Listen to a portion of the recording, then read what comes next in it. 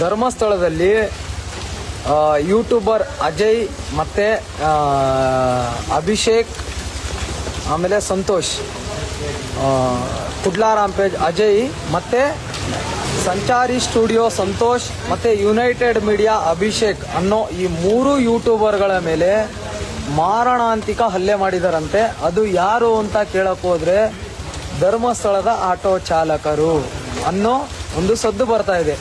ಅದನ್ನು ಖುದ್ದು ಅಭಿಷೇಕ್ ಅನ್ನೋ ಹುಡುಗ ಪೋಸ್ಟ್ ಮಾಡಿದ್ದಾನೆ. ಧರ್ಮಸ್ಥಳದಿಂದ ಆಟೋದವ್ರು ಬಂದು ಒಂದು 50 ಜನ ನಮ್ಮ ಮೇಲೆ ಅಟ್ಯಾಕ್ ಮಾಡಿದರು.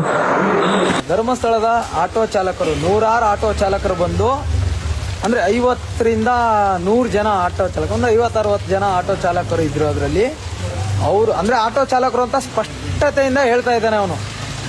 ಆಟೋ ಚಾಲಕರೇ ಬಂದು ನನಗೆ ಹೊಡೆದಿದ್ದಾರೆ ಅಂತೇಳಿ. ಈ ಧರ್ಮಸ್ಥಳದ ಆಟೋ ಚಾಲಕರಿಗೆ ಇಡೀ ರಾಜ್ಯದ ಆಟೋ ಚಾಲಕರ ಕಡೆಯಿಂದ ಒಂದು ಖಂಡನೆ. ಇವರು ಎಲ್ಲ ಆಟೋ ಚಾಲಕರು ಗೂಂಡಾಗಳು ಅನ್ನೋ ಒಂದು ಮನೋಭಾವನೆ ತರ್ತಿದ್ದಾರೆ. ಈ ಧರ್ಮಸ್ಥಳದ ಆಟೋ ಚಾಲಕರಿಗೆ ಇಡೀ ರಾಜ್ಯದ ಆಟೋ ಚಾಲಕರ ಖಂಡನೆ ಇದ್ದೇ ಇರ್ತದೆ. ಆಟೋ ಚಾಲಕನಾಗಿ ಇಂಥ ಕೆಲಸ ಮಾಡಿದ್ರೆ ನಾವು ಬೆಂಗಳೂರಿನ ಆಟೋ ಚಾಲಕರು ಯಾವುದೇ ಕಾರಣಕ್ಕೂ ಒಪ್ಪೋದಿಲ್ಲ ಸ್ವಾಮಿ, ಆಯಿತಾ? ಪ್ರತಿಯೊಬ್ಬ ಆಟೋ ಚಾಲಕಂದೂ ಈ ವಿಷಯದಲ್ಲಿ ಖಂಡನೆ ಇದ್ದೇ ಇರ್ತದೆ. ಪ್ರತಿಯೊಬ್ಬ ಆಟೋ ಚಾಲಕನು ಖಂಡಿಸ್ಬೇಕು ಇದನ್ನು.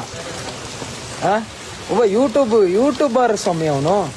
ಮಾಧ್ಯಮದವರಿಗೆ, ಯೂಟ್ಯೂಬ್ ಅವರಿಗೆ ಮನಸ್ಸೋ ಇಚ್ಛೆ ಹೊಡೆಯುವಂಥದ್ದು ಅಂಥದ್ದು ಏನಾನ ಇದ್ರೆ ಪೊಲೀಸ್ ಸ್ಟೇಷನ್ ಕಂಪ್ಲೇಂಟ್ ಕೊಡಲಿ. ಸೊ ಯಾವುದು ಈ ವಿಚಾರದಲ್ಲಿ ಹೆಂಗನ ಹೋಗಲಿ, ಈ ವಿಚಾರದಲ್ಲ ನಾವು ಪೊಲೀಸ್ ಅವ್ರಿಗೆ ಕೃತಜ್ಞತೆ ಹೇಳಲೇಬೇಕು. ಅವರಿಲ್ಲ ಅಂದಿದ್ರೆ ಇವತ್ತಿಗೆ ಅವರು 3 ಜನನೂ ಪೋಯ ಸೀದಾ. ಯಾರು? ಅಜಯ್, ಅಭಿಷೇಕ್, ಸಂತೋಷ್.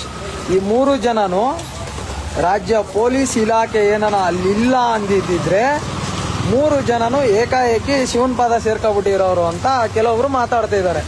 ನಮಗೂ ಅದು ಗೊತ್ತಿಲ್ಲ, ನೋಡುವ. ಆದರೆ ಒಂದು ಮಾತ್ರ ಹೇಳ್ತೀನಿ, ಈ ಆಟೋ ಚಾಲಕರಿಗೆ, ಆ ಊರಿನ ಆಟೋ ಚಾಲಕರಿಗೆ ಇಡೀ ರಾಜ್ಯದ ಆಟೋ ಚಾಲಕರ ಕಡೆಯಿಂದ ಒಂದು ಖಂಡನೆ ಎಲ್ಲರೂ ಖಂಡಿಸಲೇಬೇಕು. ನೋಡುವ, ಈ ಪ್ರತಿಯೊಬ್ಬರು ನಮ್ಮ ಅಧ್ಯಕ್ಷರುಗಳಾಗಿರ್ಬೋದು, ನಮ್ಮ ಉಪಾಧ್ಯಕ್ಷರುಗಳಾಗಿರ್ಬೋದು, ನಮ್ಮ ಸಂಘಟನೆಗಳು ಪ್ರತಿಯೊಬ್ಬರು ಈ ಧರ್ಮಸ್ಥಳದ ಆಟೋ ಚಾಲಕರನ್ನು ವಿರೋಧ ಮಾಡಲೇಬೇಕು. ಇವರೆಲ್ಲ ಆಟೋ ಚಾಲಕರಾಗಿ ಇಂಥ ಒಂದು ಕೆಲಸ ಮಾಡೋಕ್ಕೆ ನಾಲಾಯಕಗಳು. ಇವರು ಇಂಥ ಒಂದು ಕೆಲಸ ಮಾಡೋಕ್ಕೆ ಯೋಗ್ಯತೆನೇ ಇಲ್ಲ ಇವ್ರಿಗೆ. ಆಟೋ ಚಾಲಕರಂದರೆ ಏನ್ರಿ? ಕನ್ನಡ ಪ್ರೀತಿ, ಅಭಿಮಾನ, ವಿಶ್ವಾಸ ಅನ್ನೋದಕ್ಕೆ ಹೆಸರಾಗಿರೋದು. ಯೂಟ್ಯೂಬರ್ಗಳಿಗೆ ಹೊಡೆದು ಮೂಲೆಯಲ್ಲಿ ಕುಂಡ್ರಿಸಕ್ಕಲ್ಲ, ಹಾಸ್ಪಿಟ್ಲಲ್ಲಿ ಮಲಗ್ಸಕ್ಕಲ್ಲ. ಆಟೋ ಚಾಲಕರಂದರೆ ಸಮಾಜ ಸೇವಕರು, ನಾವು ಕಾಕಿ ಬಟ್ಟೆ ತೊಟ್ಟಿರೋರು ಆಟೋ ಚಾಲಕರುಗಳು. ಇಂಥ ಒಂದು ಇದರಲ್ಲಿರಬೇಕಾದ್ರೆ ಆಟೋ ಚಾಲಕರ ವರ್ಗಕ್ಕೆ ಕಳಂಕ ತರುವಂಥ ಕೆಲಸ ಮಾಡಿರೋ ಧರ್ಮಸ್ಥಳದ ಆಟೋ ಚಾಲಕರಿಗೆ ರಾಜ್ಯದ ಆಟೋ ಚಾಲಕರ ಕಡೆಯಿಂದ ಒಂದು ಖಂಡನೆ ಅಂತ.